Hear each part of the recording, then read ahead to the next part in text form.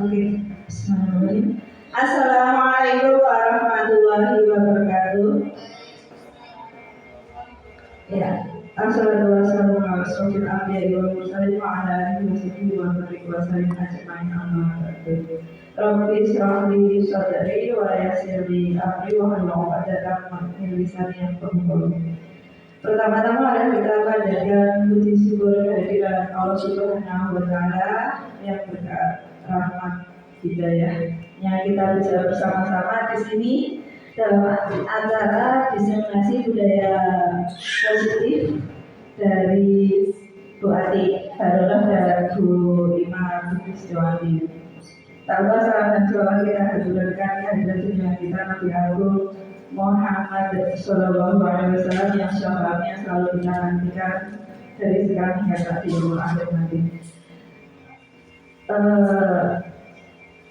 Saya ucapkan terima kasih banyak kepada Bapak Ibu sekalian yang kasih menghadiri acara diseminasi positif kalian. Diseminasi budaya positif kali ini, insya Allah nanti akan banyak sekali insight positif yang bisa menginspirasi Bapak Ibu sekalian dalam mendampingi anak-anak kita tercinta ya. Insya Allah seperti itu nanti akan disampaikan oleh Bu Ati. Nah, untuk sebelum kita lanjutkan ke acara nanti, mari kita buka dulu kegiatan pada siang hari ini dengan bacaan ta'awud dan basmalah bersama. A'udzubillahi minasyaitonirrajim. Bismillahirrahmanirrahim. Selanjutnya bacaan tilawah akan dibacakan oleh Pak Imam. Mulai Imam tidak dibacakan tilawah. Tafadhol. Di dapur juga tidak apa-apa.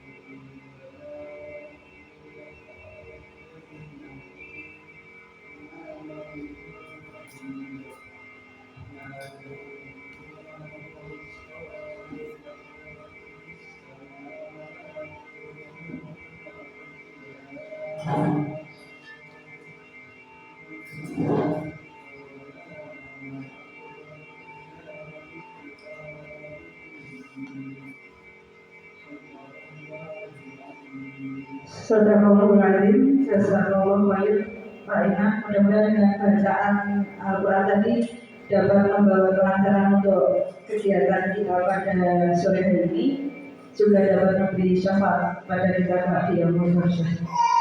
Acara selanjutnya yakni sambutan dari Ibu Kepala Sekolah Ustazah Nur Faridah.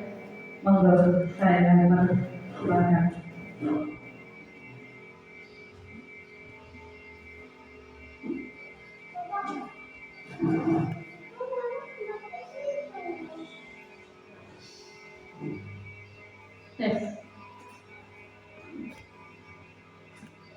Ya, Bismillahirrahmanirrahim. Assalamualaikum warahmatullahi wabarakatuh. Alhamdulillah alamin. Wassalatu wassalamu ala asrofil anbiya'i wal mursalin wa ala alihi wa sahbihi ajma'in. Rabbi shrah li sadri wa yassir li amri wahlul 'uqdatam min lisani yafqahu qawli, amma ba'd. Ya, kepada Bapak Ibu yang saya hormati,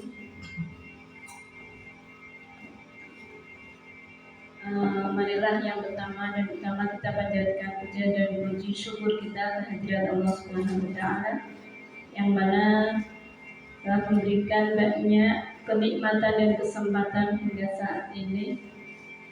Kesyukuran yang sangat-sangat luar biasa nih, karena kita diberi sehat, diberi iman dan Islam, ya. Itu sungguh sangat luar biasa. Lalu yang kedua, salawat kita aturkan pada junjungan kita Nabi besar Muhammad Sallallahu Alaihi Wasallam, yang insya Allah kita akan selalu menantikan syafaatnya beliau pada yaumil qiyamah. Amin. Bapak Ibu semua,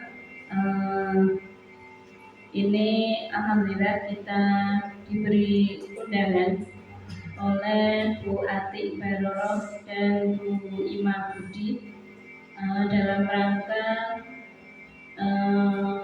adanya tugas dari calon guru penggerak angkatan 11 ya. Untuk SMP IT Insan Kamil ini kita sudah ada dua kali angkatan. Yang pertama yaitu Pak Rudi, itu angkatan keberapa ini? Angkatan keempat ya. Setelah itu sekarang ini angkatan ke-11. Semoga nanti tahun-tahun berikutnya akan disusul oleh Bapak Ibu semua ya. Biar kita berprestasi khairat ya, berlomba-lomba dalam kebaikan. Nah, untuk sekarang ini insya Allah nanti beliau berdua akan menyampaikan diseminasi ya, yaitu menyampaikan sesuatu pengetahuan, keilmuan atau penelitian yang akan disampaikan kepada banyak orang ya. Itu nama lain dari diseminasi itu, atau lebih dikenal dengan budaya positif ya.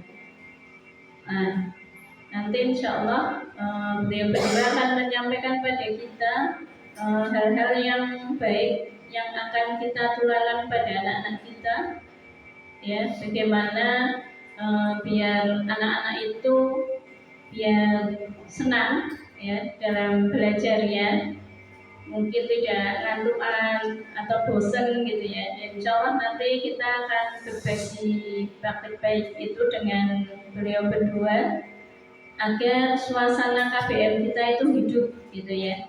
Nah, itu nanti insya Allah akan berbagi dengan kita semuanya ya. Semoga dalam hari-hari berikutnya beliau berdua dimudahkan Allah ya dalam tugas CGP-nya ini, dan nanti akan disusul dengan guru-guru yang lain gitu ya. Ya, mungkin itu sedikit dari saya motivasi ya buat kita semua. Semoga Allah ridho dengan apa yang kita kerjakan. Amin. Assalamualaikum warahmatullahi wabarakatuh. Jazakallah khair Ustazah Nur Farida atas sambutannya. Ya, insya Allah nanti kami akan berbagi praktik baik tentang budaya positif ya. Sebelum dipaparkan materi oleh Ustazah Ali Baroroh, di sini ada 4 pertanyaan pemantik. Sebelum kita mulai acara, mohon bantuan untuk diisi deh. Pertanyaan pertama, memberi hukuman apakah dapat mendisiplinkan murid? Nah, monggo diisi. Tidak usah googling, tidak usah pusing, diisi sesuai hati nurani Bapak Ibu sekalian aja. Memberi hukuman apakah dapat mendisiplinkan murid? Bagaimana menurut pendapat Bapak Ibu? Memberi hadiah apakah dapat memotivasi murid? Memberi hadiah itu dapat memberi motivasi enggak sama murid? Menurut Bapak Ibu bagaimana pendapatnya?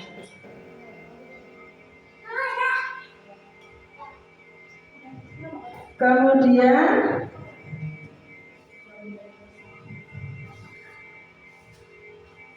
apakah guru bisa mengontrol siswa? Nah, itu pertanyaan romantiknya. Kemudian yang keempat adalah apakah seorang guru harus selalu mampu memberi solusi kepada muridnya? Nah, monggo diisi dulu sesuai hati nurani Bapak Ibu sekalian. Tidak usah nyontek dan tidak usah dibuat pusing karena itu nanti tidak akan dinilai sama Bu Atik. Mungkin nanti satu Bapak Ibu guru boleh membacakan hasil dari pertanyaan pemantik seperti itu. Saya sampaikan bahwasanya saya dan Ustaz Atik adalah calon guru penggerak angkatan 11, sudah melewati modul 1 dan ini untuk disiplin positif ini modul 1.4 dan aksi nyatanya adalah berbagi praktik baik pada Bapak Ibu sekalian. Sudah diisi Bapak Ibu?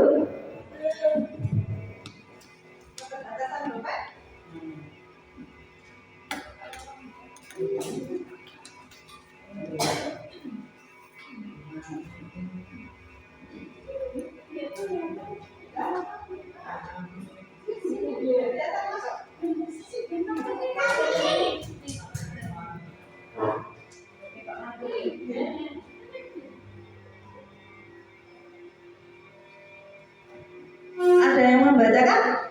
Mbak Nungga, silakan Mbak Nungga. Dibacakan, boleh berdiri ke depan. Ya, tapi kasih penjelasan ya. Apakah memberi hukuman dapat mendisiplinkan murid? Setuju atau tidak? Terus kenapa? Silakan.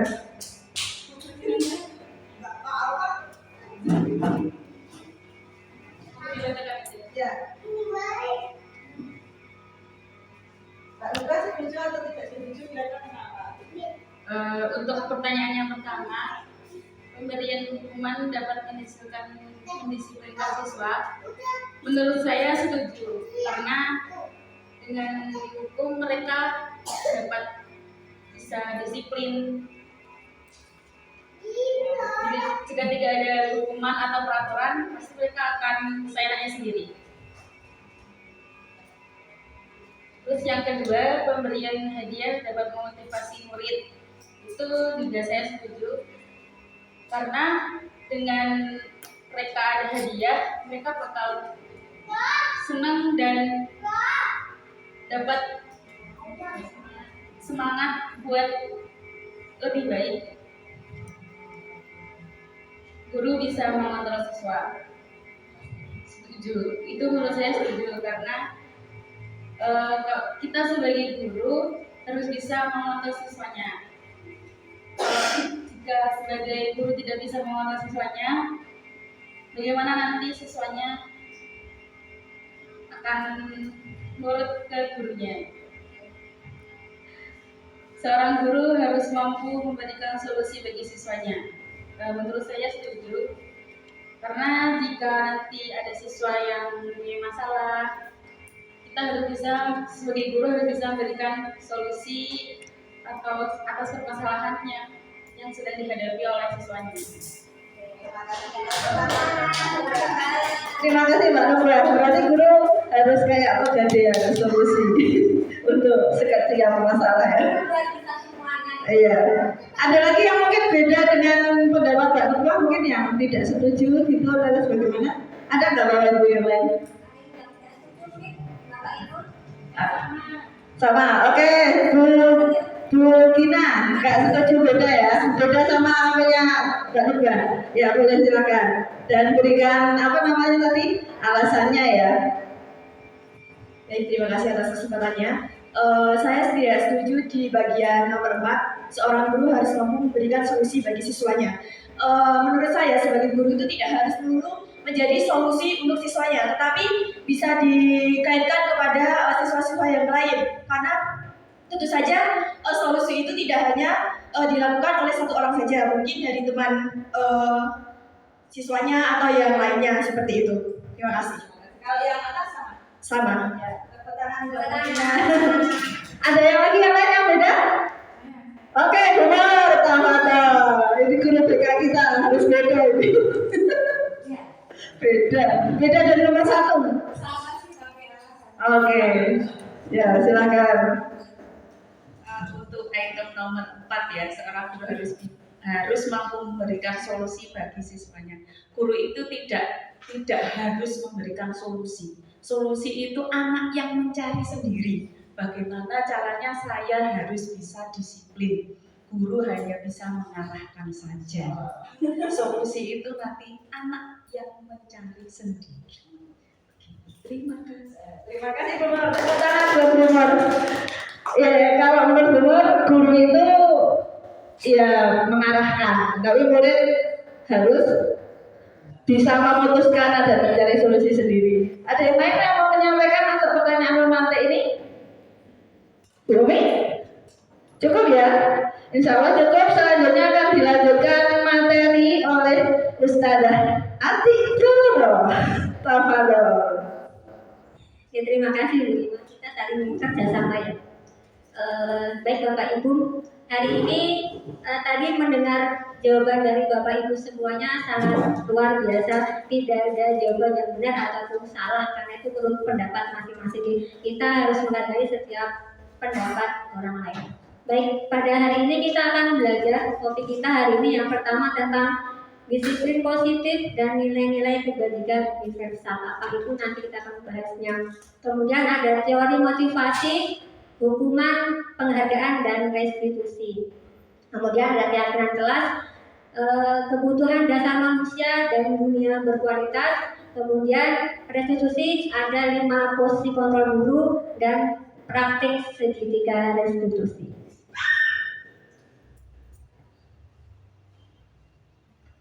Oke, di sini ada teori dari Dr. William Glasser. Teori kontrol itu apa?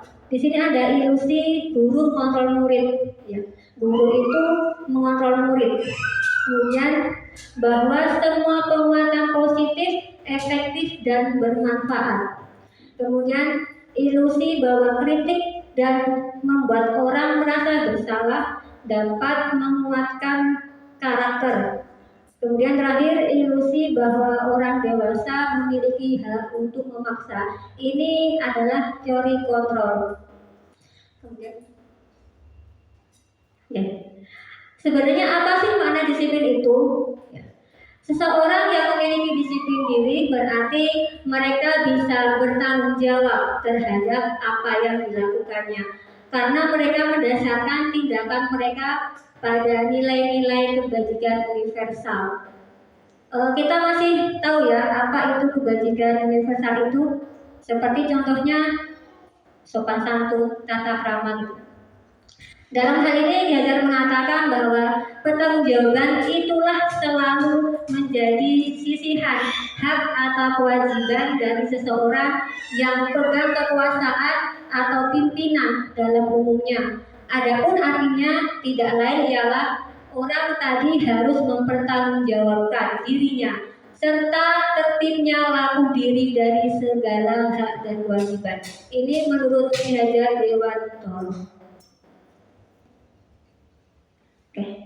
Makna-makna nilai kebajikan adalah sifat-sifat manusia, sifat positif manusia yang merupakan tujuan mulia yang ingin dicapai setiap individu. seperti yang dikemukakan oleh Dr. William Glasser pada teori kontrol tadi, mengatakan bahwa setiap perbuatan itu pasti memiliki satu tujuan.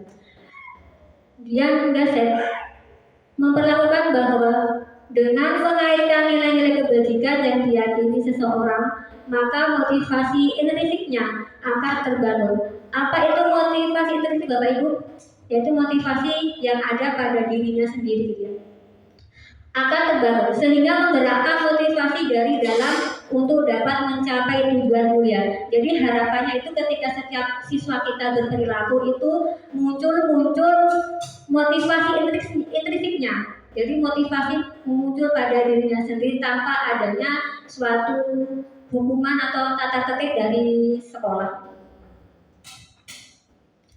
Baik Bapak Ibu, di sini perlu kita pahami bahwa setiap manusia itu pasti punya ada tiga motivasi perilaku manusia, dan nanti kita bisa melihat sendiri kira-kira kita setiap berperilaku itu motivasi apa yang kita lakukan. Yang pertama, untuk menghindari ketidaknyamanan atau hukuman. Bisa jadi ketika anak kita itu disiplin, ternyata motivasinya adalah untuk menghindari hukuman. Yang kedua, untuk mendapatkan imbalan atau penghargaan dari lain. Jadi misalnya ada anak kita yang giat belajar, motivasinya apa? Supaya saya dapat ranking dan dapat hadiah. Bisa jadi itu dari motivasinya. Yang ketiga, untuk menjadi orang yang mereka inginkan dan menghargai diri sendiri dengan nilai-nilai yang mereka percaya. Nah, ini yang sebenarnya kita harapkan Bapak Ibu. Jadi harapannya adalah anak-anak kita itu punya motivasi yang nomor 3. Yang 1, 2 itu ekstrinsik. Ya, yang 1, 2 itu ekstrinsik ya, dari motivasi dari luar. Kalau yang 3 ini motivasi intrinsik. Oke, Bapak Ibu, setiap manusia itu punya 5 dasar kebutuhan. Yang pertama, kebutuhan untuk bertahan hidup. Misalnya kita makan, minum, berkembang biak, itu kan termasuk kebutuhan bertahan hidup. Yang kedua, kasih sayang dan rasa diterima. Yang ketiga, kesenangan. Keempat, kebebasan. Kemudian, penguasaan. Jadi apabila kita ataupun anak-anak kita itu berperilaku, barangkali ya anak kita perlu kita gali bahwa mereka butuh, ada salah satu yang butuh mereka penuhi dari 5 kebutuhan dasar ini. Jadi misalnya, mohon maaf, ketika mungkin anak kita kabur gitu ya, bisa jadi dia butuh apa? Kebebasan, atau dia butuh bertahan hidup ya, karena dia lapar, maka dia keluar jajan ya. Jadi kita perlu melihat ini dulu, atau barangkali mereka butuh kebebasan ya. Jadi kita perlu melihat dari kebutuhan dasar mereka. Oke, di sini ada motivasi perbuatan. Posisi kontrol guru. Jadi posisi kontrol guru itu ada 5 Bapak Ibu. Yang pertama, penghukum. Yang kedua, membuat rasa merasa bersalah.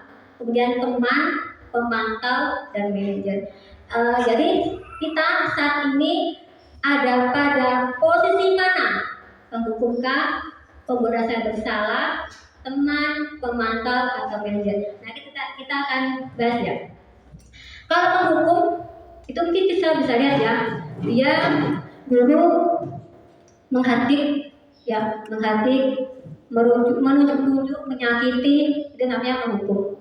Kemudian kata-katanya, kalau kamu tidak melukainya, awas ya. Jadi dia termasuk guru yang menghukum. Kemudian memberontak menyalahkan orang lain. Kemudian kaitannya dengan dunia, murid meletakkan guru di luar dunia berkualitas. Kemudian kalau yang pembuat merasa bersalah, dia berceramah, guru ini berceramah dan mengatakan seharusnya ibu kecewa.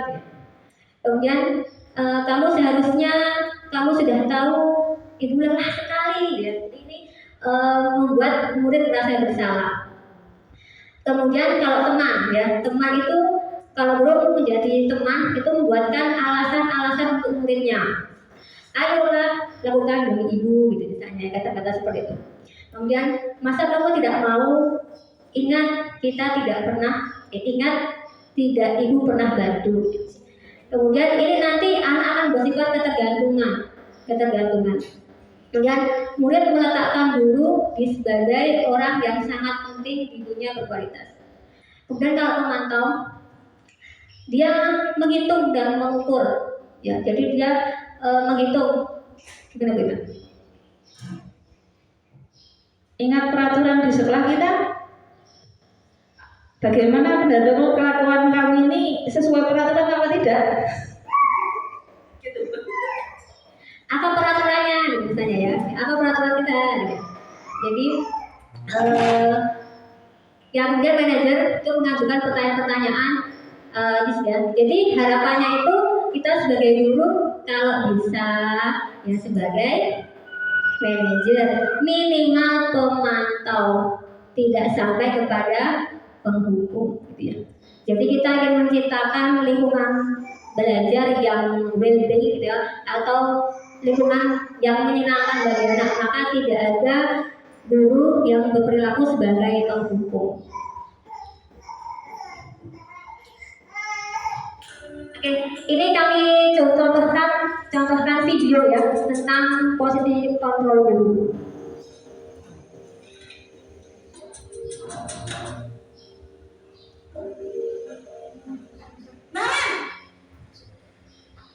Sini kamu. Selalu terlambat. Kamu deh pasti terlambat. Maaf Bu, saya Apa coba? Alasan kamu apa lagi? Kapan sih kamu tidak terlambat? Malas sekali ya kamu jadi anak. saya Dasar pemalas. Gak kapok-kapok sih kamu. Sudah berapa kali terlambat? Sana, kamu keliling lapangan basket 2 kali. kenapa saya harus keliling lapangan basket Bu? Kenapa?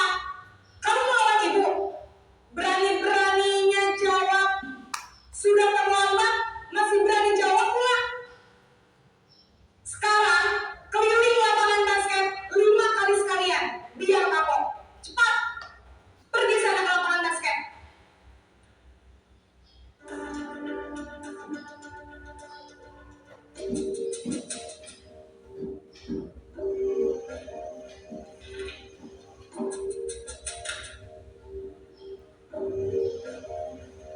Naren!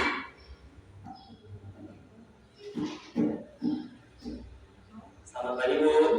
Naren. Kamu kenapa terlambat lagi, nak? Ya Tuhan, Naren. Kamu senang ya bikin ibu susah ya? Kalau kamu terlambat lagi, nanti ibu yang ditegur bapak kepala sekolah, nak. Disangka ibu tidak bisa membina kamu. Duh, gimana ini? Maaf Bu, Duh, Gusti Naren. Kamu suka ya kalau ibu ditegur bapak kepala sekolah? Terus, sekarang ibu harus tulis apa yang di buku absen? Ini kamu sudah sering terlambat loh. Ibu harus apa coba? maaf Bu, maaf sekali. Ya sudah, lain kali jangan bikin ibu susah lagi ya nak ya. Ibu tidak akan kuat lagi kalau kamu begini terus. Bisa jantungan kalau ibu ditegur bapak kepala sekolah. Sana cepat ke kelas. Maaf ya Bu, maaf sekali. Posisi pembuat rasa bersalah berbicara dengan nada tenang.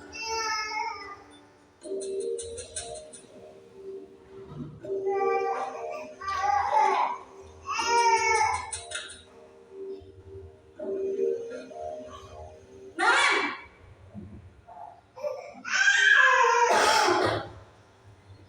Selamat pagi Bu. Wah, sudah jam berapa ini nak? Terlambat lagi ya sayang. Iya Bu, habis ibu saya belum membangunkan saya Bu. Kamu malah menyalahkan ibu kamu. Kamu bukannya anak yang larinya paling kencang. Kok terlambat sih? Iya Bu, saya memang terlambat bangun tadi. Jadi biarpun saya lari kencang, tetap gak terkejar Bu. Ya sudah sana, nanti lain kali larinya lebih kenceng lagi ya, biar gak terlambat lagi. Bikin seneng ibu, demi ibu. Bisa kan? Bisa lah, Bu. Ya sudah sana masuk kelas, ibu beresin urusan absen kamu. Kamu ini ada-ada saja.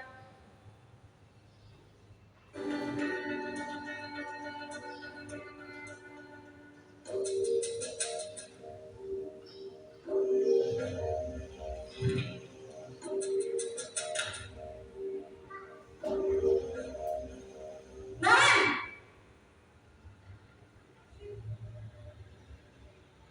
Selamat pagi, Bu. Naren, apa peraturan sekolah kita tentang jam berapa kita harus masuk sekolah, nak? Kita harus di sekolah jam 7, Bu. Iya betul, sekarang sudah jam 7.20. Naren sudah tahu konsekuensinya jika terlambat hadir. Paham, Bu. Saya harus tinggal kelas pas jam istirahat selama 20 menit. Iya benar, konsekuensinya demikian. Jadi nanti jam 9.30 pas istirahat, kamu harus tinggal di kelas, kerjakan tugas tambahan untuk ketertinggalan kamu, ya? Baik, Bu.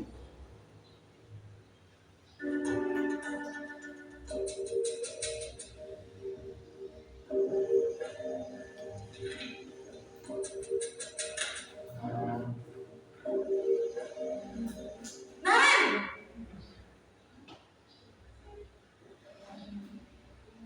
Selamat pagi, Bu. selamat pagi Naren. Maaf, Bu. Saya terlambat. Iya, sekolah masuknya jam 7, sekarang sudah jam 7.20. Jadi sekarang bagaimana ini Naren? Maaf, Bu. Saya lupa salah. Saya semalam. Baiklah, menurut kamu, keyakinan sekolah yang mana yang perlu kamu tingkatkan? Menghargai diri sendiri dan hal lain mungkin ya, Bu. Setuju. Jadi, apakah Naren meyakini prinsip saling menghormati tersebut? Ya, Bu. Saya meyakininya. Apakah Naren bersedia memperbaiki masalah keterlambatan ini? Bersedia, Bu. Bagaimana kamu akan memperbaiki masalah keterlambatan ini? Saya akan coba untuk tidak lupa menyetel alarm saya, Bu. Baik, kalau Naren lupa menyetel alarm di rumah, ada orang yang kira-kira bisa bantu mengingatkan tidak? Ada, Bu. Kakak saya, Kak Emma.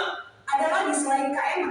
Selain Kak Emma, ada ibu saya. Baik, jadi yang mengingatkan Naren adalah Kak Emma dan ibu kamu ya? Kira-kira akan mulai setel alarm kapan nih Naren? Setelah pulang sekolah, akan segera saya lakukan. Baik, jadi Naren akan setel alarm untuk bangun besok pagi dan akan diingatkan oleh kakak dan ibunda Naren ya. Ada lagi yang mungkin perlu dilakukan Naren agar tidak terlambat bangun lagi. Tidak ada, Bu. Baik Naren, terima kasih untuk kerjasama kamu. Sekarang kamu perlu kembali ke kelas untuk belajar. Baik, Bu. Terima kasih.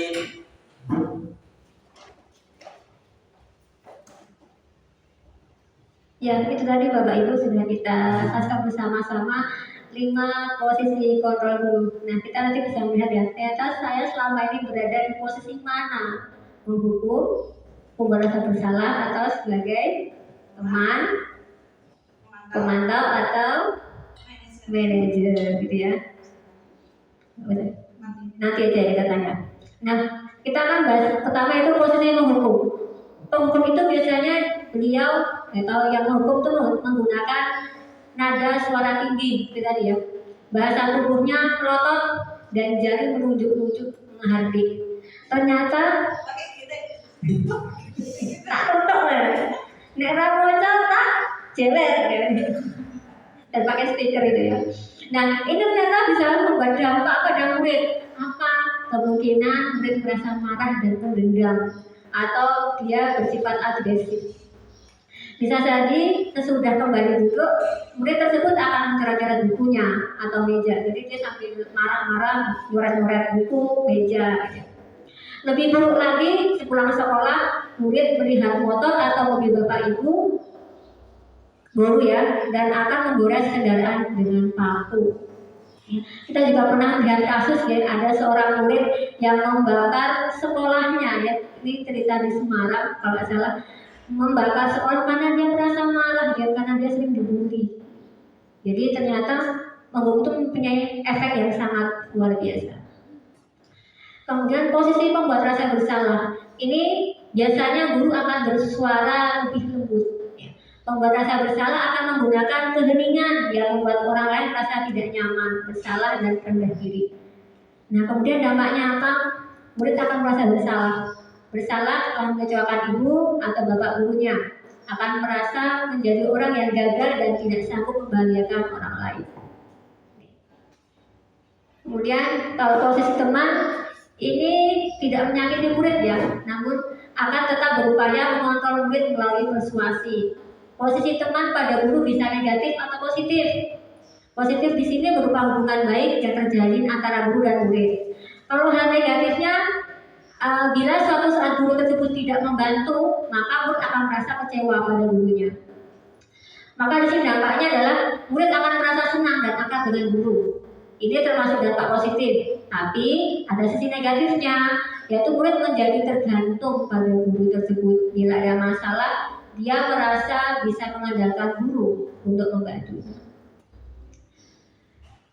Kemudian posisi memantau artinya mengawasi. Pada saat kita mengawasi, kita bertanggung jawab atas perilaku orang-orang yang kita awasi.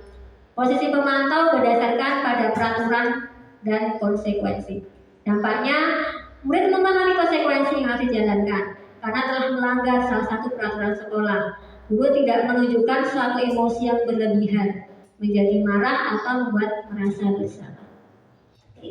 Kemudian posisi manajer, di posisi terakhir adalah posisi di mana guru berbuat sesuatu bersama dengan muridnya, mempersilahkan murid mempertanggungjawabkan perilakunya, mendukung murid agar dapat menemukan solusi atas permasalahan. Fokus ada pada murid, bukan untuk membaca guru atau orang tua. Murid sudah mengetahui adanya satu masalah dan sesuatu perlu terjadi. Guru akan memberikan tanggung jawab pada murid untuk menjadi jalan keluarnya. Jadi nanti seorang guru itu memancing, menggali anak supaya menemukan jawabannya sendiri.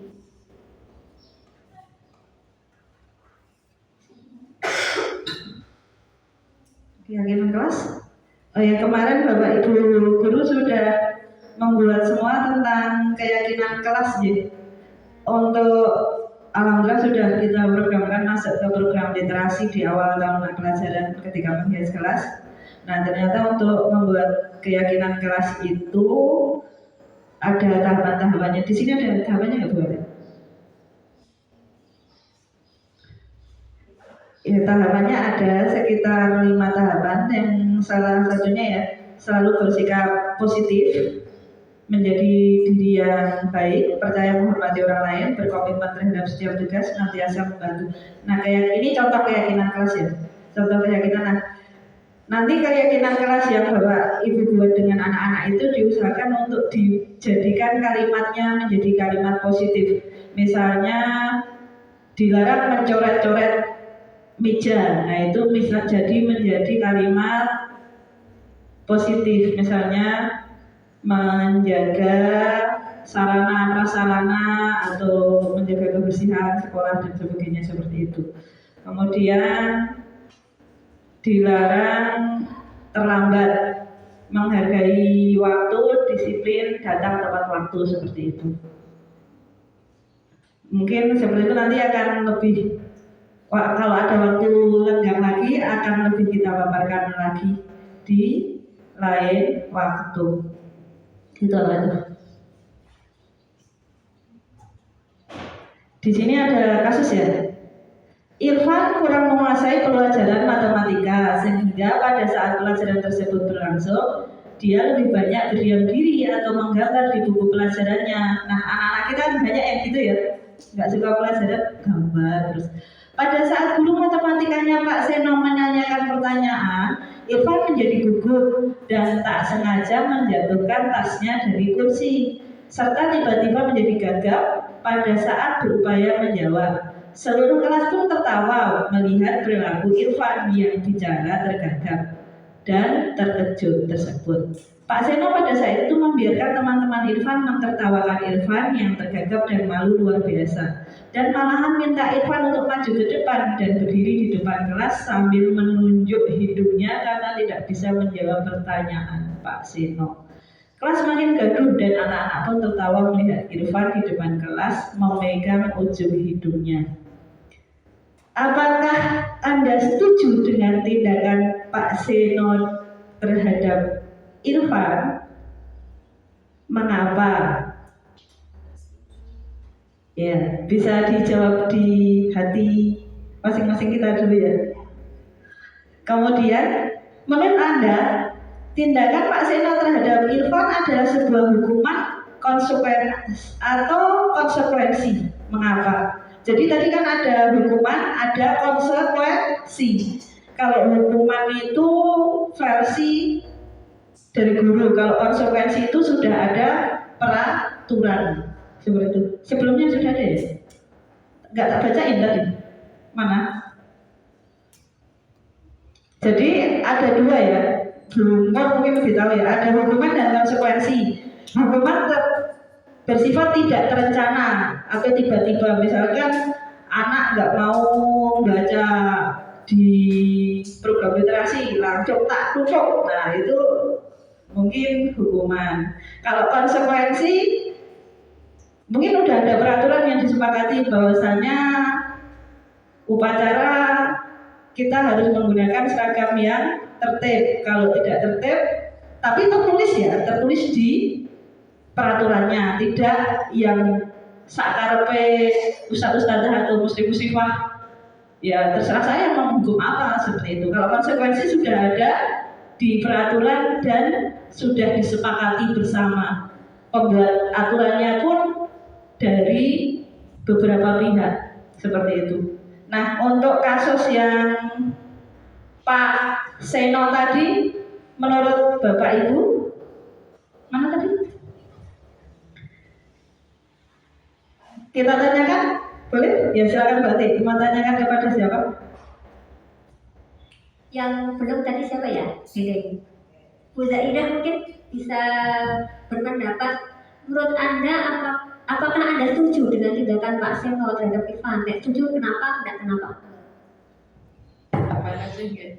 Kalau saya tidak setuju tindakan Pak Seno tersebut, karena di sini adalah guru matematika. Kalau dia dihukum dengan gam hidup di depan itu dan membuat teman-temannya itu tertawa, ya itu bisa terjadi bullying. Ya, jadi kadang ya kalau anak yang mentalnya itu kuat, kalau tidak bahkan menjadi frustasi, malu, besok tidak bisa sekolah. Nah, hukumannya itu yang tepat ya, kalau itu matematika ya disesuaikan dengan entah disuruh mengerjakan atau soal yang lain gitu ya, yang berhubungan dengan matematika. Terima kasih. Oke, terima kasih Bu Zaidah. Jadi menurut Bu Zaidah tindakan Pak Irfan itu tidak setuju ya Bu, karena tindakannya menghukum. Harusnya sesuai dengan kesalahannya. Kalau dia kan isi pelajaran matematika, maka harus nyambung dengan pelajaran itu ya Bu. Oke. Menurut Anda tindakan Pak Seno terhadap Irfan ada sebuah hukuman atau konsekuensi Bapak Ibu? Hukuman atau konsekuensi? Hukuman ya, hukuman karena tadi ya. Tadi sudah hukuman, sudah dibahas. Nah, ini konsekuensi ya.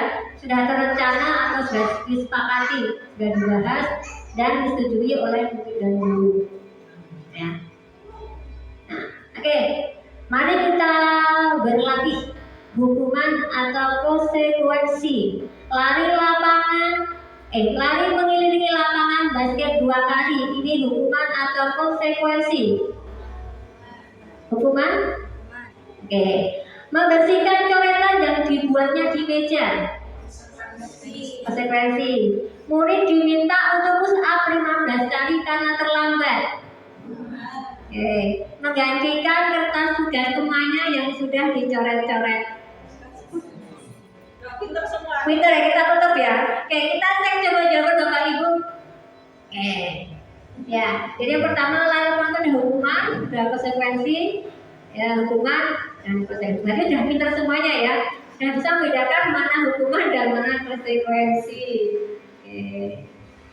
Nah di sini ada apa ya Bu?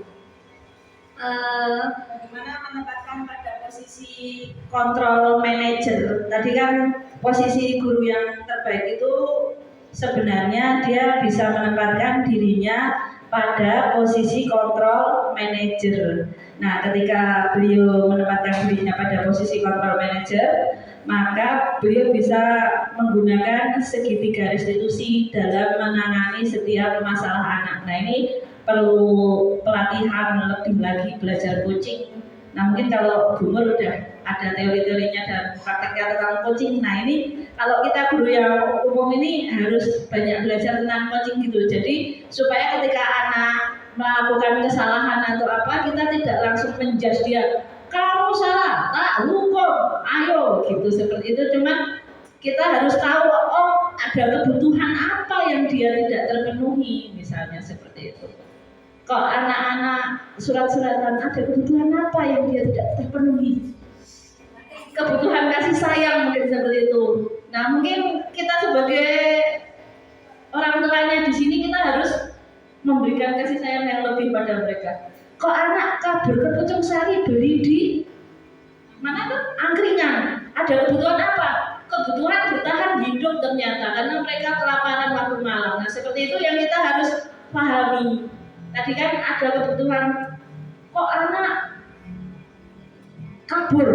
Ada kebutuhan apa? Kebutuhan kebebasan, karena setiap kita itu kan ya fitrahnya ingin bebas, kalau nggak dikurungi gitu, tanpa apa namanya dikurungi, dibecani, digerbangi, kayak gitu, tanpa kita kasih ruang untuk mereka berekspresi ya. Kebebasan tidak sekedar, ya maksudnya banyak kebebasan maksudnya itu yang bisa pikirannya bisa kita akomodasi, hatinya kita akomodasi, jiwanya kita akomodasi supaya mereka bisa bergerak seperti itu.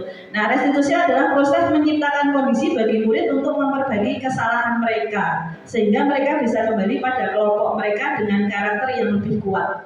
Restitusi juga merupakan proses kolaborasi yang mengajarkan murid untuk mencari solusi untuk masalah mereka dan membantu murid berpikir tentang orang seperti apa yang mereka inginkan. Tadi kan ada yang ditanyakan, kamu yakin nggak kalau menghargai diri sendiri dan orang lain itu kamu yakin nggak? Nah, seperti itu, kamu ingin jadi orang yang menghargai dan dihargai nggak? Nah, seperti itu kan mereka jadi sadar dengan dirinya ya. Seperti itu. Nah, restitusi adalah proses dialog yang dijalankan oleh guru atau orang tua agar dapat menghasilkan murid mandiri dan tanggung jawab. Ada 3 tahapan ya segitiga restitusi, yaitu menstabilkan identitas, validasi tindakan, dan menyamakan keyakinan. Nanti kita akan mempraktekkan.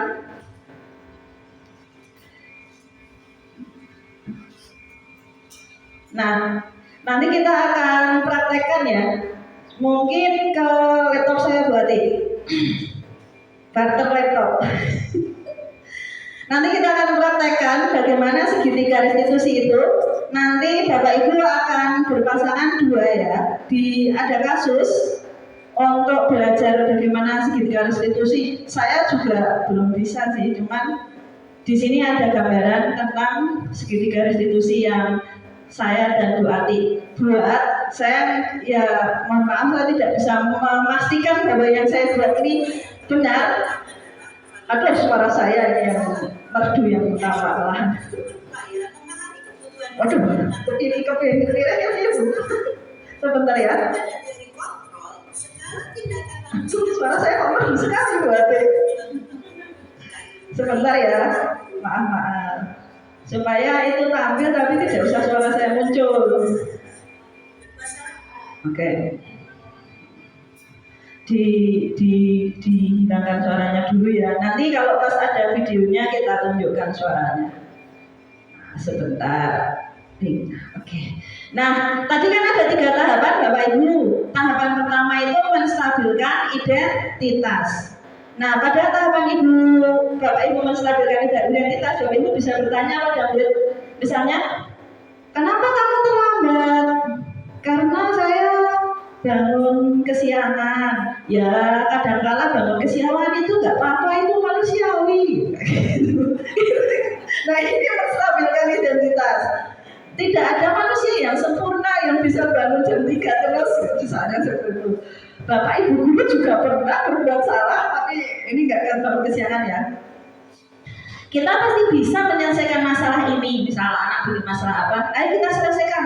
Kamu, misal waktu itu ya, anak-anak nyoret-nyoret dinding yang di sana itu, kita pasti bisa menyelesaikannya. Kamu bisa menyelesaikannya dengan cara apa gitu. Kita pasti bisa menyelesaikannya. Ayo kita cari solusi bareng-bareng gitu. Bapak Ibu tidak tertarik untuk cari tahu siapa yang benar, siapa yang salah. Misalnya mereka saling nyalain itu. Bapak Ibu guru tidak tertarik untuk cari tahu siapa kamu benar atau kamu salah. Bapak Ibu guru lebih tertarik untuk ayo kita selesaikan masalah ini. Kalau kamu nyalahin dirimu sendiri terus, apa kamu itu bersikap baik pada dirimu? Nah seperti itu tahapan menstabilkan identitas. Selanjutnya tahap yang kedua apa tadi Bu? Validasi tindakan salah. Nah contoh-contoh pertanyaan yang bisa Bapak Ibu tanyakan waktu validasi tindakan salah seperti ini. Padahal kamu bisa melakukan hal yang lebih buruk dari ini ya. Kamu pasti punya alasan kenapa melakukan hal ini. Misalnya anak kabur, kamu pasti punya alasan tahu kenapa kok kamu kabur. Kamu patut bangga pada dirimu sendiri karena kamu bisa melindungi yang penting bagi dirimu. Misal mereka bertengkar loh, nah rebutan apa? Ini punya saya. Berarti kamu harus bangga karena kamu kan melindungi hakmu kayak gitu. Kamu boleh mempertahankan sikap itu, tapi kamu harus menambahkan sesuatu. Kamu kan melindungi hakmu, oh misalnya ya, oh itu kamu boleh, tapi kamu harus menambahkan suatu sikap yang baru yang positif. Kemudian yang ketiga adalah menanyakan keyakinan. Contoh pertanyaan-pertanyaan yang Bapak Ibu sekalian bisa gunakan adalah apa nilai yang kita percaya di kelas kita, sekolah kita. Nilai apa? Universal. Nilai universal itu nilai yang nggak peduli agamanya, nggak peduli negaranya, nggak peduli umurnya. Semua nilai itu disepakati bersama. Kelas ideal seperti apa sih yang kamu inginkan? Kamu ingin jadi anak yang seperti apa? Apa yang kamu rasakan ketika kamu melakukan itu dan menjadi seorang seperti apa? Nah seperti itu. Nah ini kasus saya ya, karena Bu Ati katanya malu kasusnya, jadi kasus saya aja. Keraskan ya Bu. Mohon maaf, ini kasus saya restitusinya sebenarnya yang belum maksimal, tapi ya bismillah. Mana Bu? Suaranya udah keras mana tadi? Sebentar, aduh ya Allah, kok malah ke situ-situ. Ini ya. Oke, ini kasusnya real ya, tanpa skenario. Jadi waktu itu saya ngajar Hasan nggak pakai buku kontrol. Ini tapi ya agak acting, setengah real.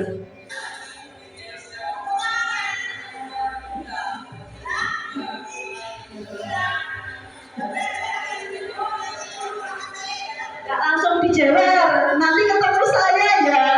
Gak langsung gitu enggak. Kenapa gak bener? Dia bener enggak gitu, tapi nanti ketemu saya ya gitu. Ngaji dulu biar gak malu sama temennya. Terus nanti diajak ketemuan di tempat yang ada sepi, primen gitu.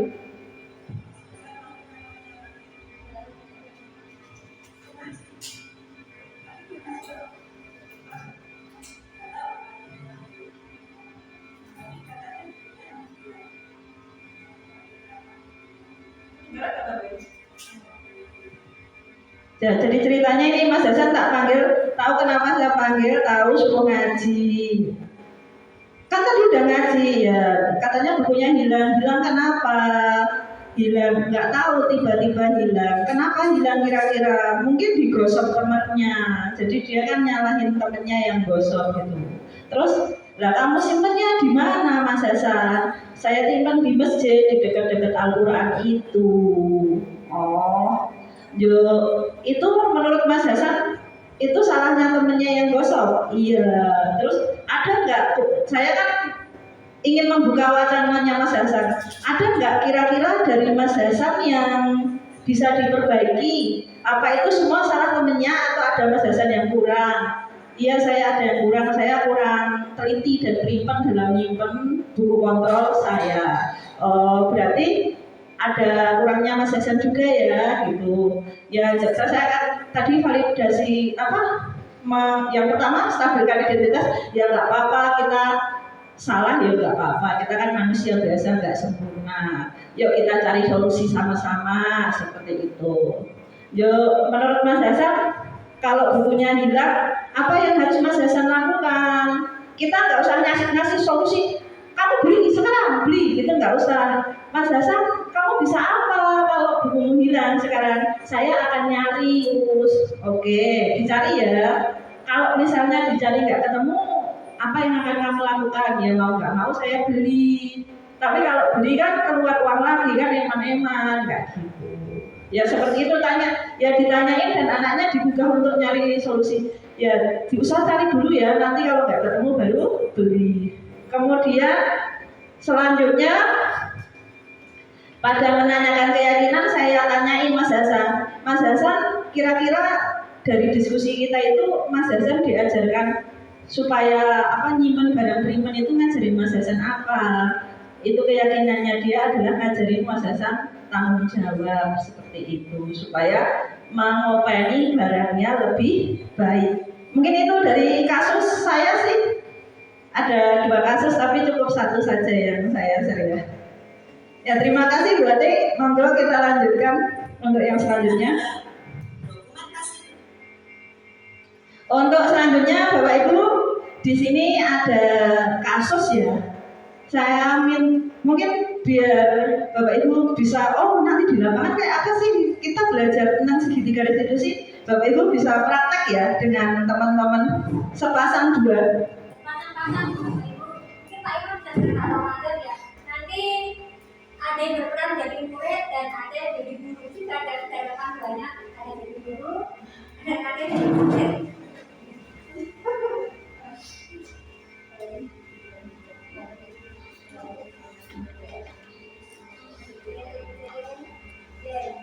Pak Iman ada Pak Ramadan ya? Iya, Pak Iman ada Pak Ramadan. Nanti kita bergantian ya. Ini jangan saya. Anak. Udah kan berdekat. Itu Pak Iman. Guru sampai tak bergantian. Murid dan guru. Oke, ini guru. Oke. Ada guru dan murid. Karena Bina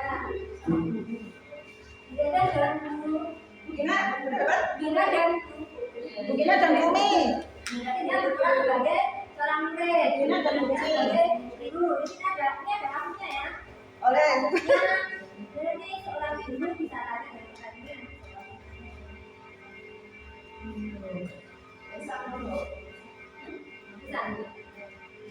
Supaya lebih menjiwai ya, silakan bisa dipraktekkan segitiga restitusi.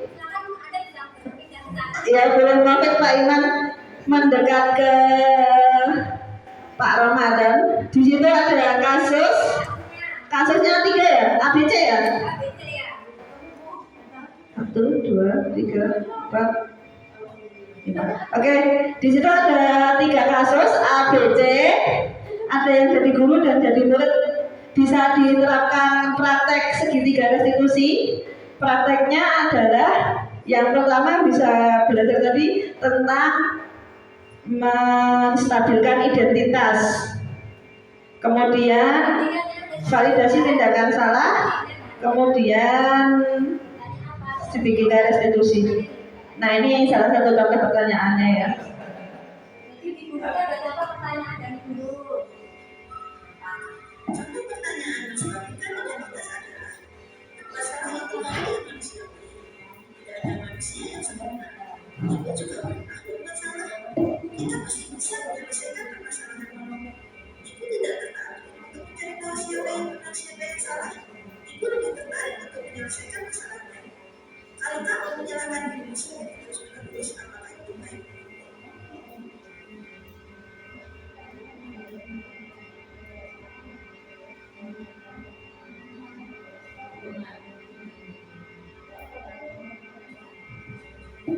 Ada kasus A, B, dan C.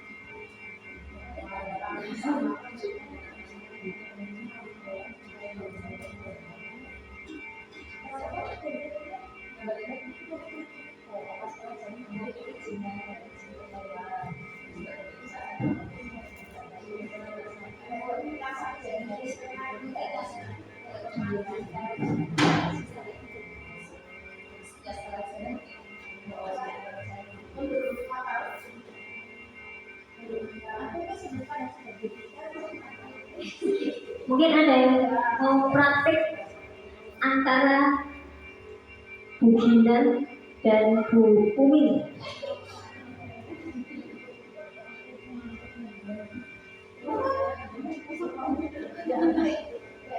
Contoh Bu Gina, coba Bu Gina mau praktek. Bu Gina menjadi seorang guru dan Bu Umi seorang murid ya. Coba kita akan praktekkan segitiga restitusi.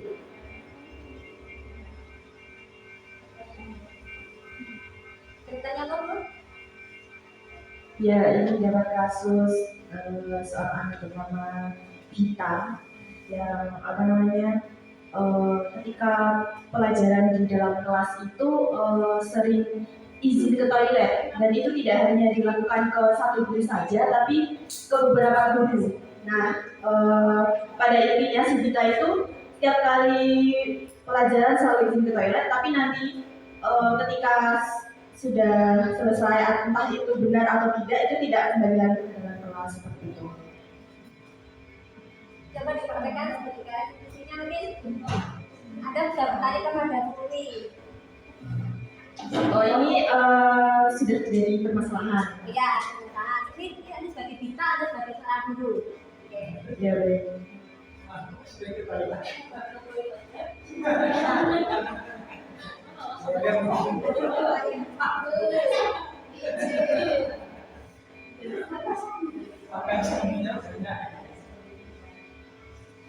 Iya Dita, dari beberapa pembelajaran yang sudah kita lakukan kemarin, mengapa kamu selalu izin ke toilet? Apakah kamu merasa sakit atau keadaan kamu memang sedang tidak sehat atau bagaimana Dita? Saya sembelit, jadi saya bolak-balik ke toilet.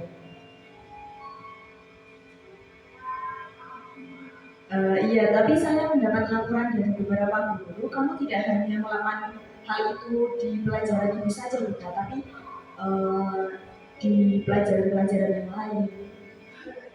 Kalau memang kamu sembelit, apakah bisa ibu antar ke klinik atau bagaimana? Excited. Kenapa jadi kan? Ya, saya mungkin bisa beli sendiri di warung obatnya.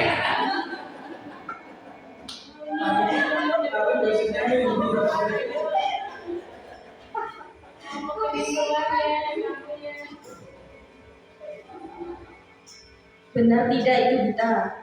Kalau memang merasa sakit, mungkin bisa kita selesaikan permasalahannya hari ini agar kamu ketika pembelajaran dalam kelas itu bisa fokus. Kalau dari sendiri, apa kamu sudah tahu obat apa yang akan kamu beli?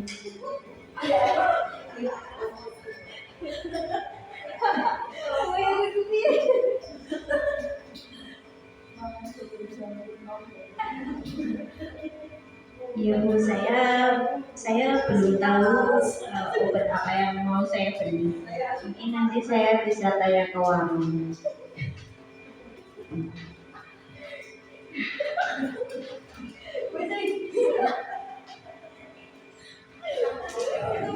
Oke, terima kasih Bu Gina dan Bu Wi. Silakan kita tepuk tangan.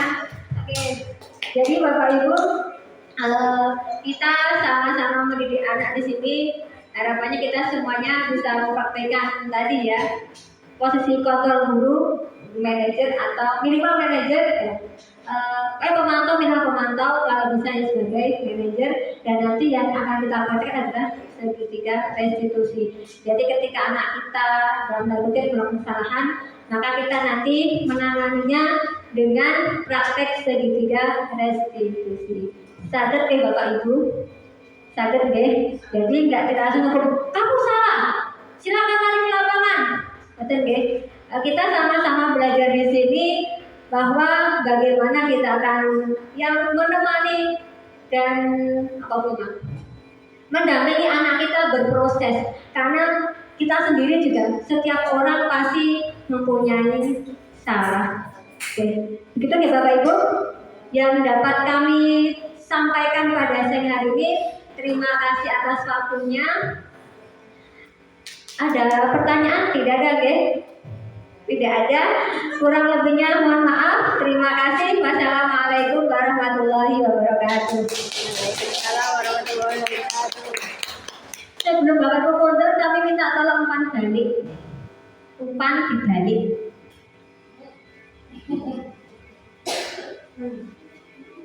Oke.